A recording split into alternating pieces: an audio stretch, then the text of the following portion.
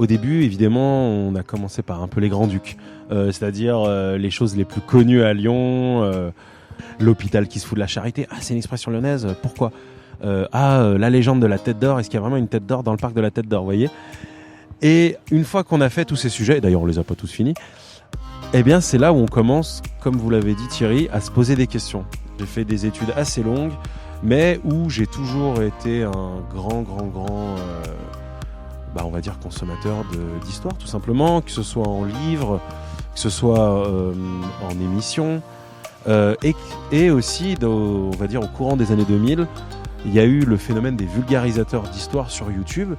Moi, j'ai toujours vu La Part-Dieu. Ça a toujours été le plus grand centre commercial de Lyon, un des plus grands d'Europe. C'est toujours le deuxième en Europe aujourd'hui, d'ailleurs.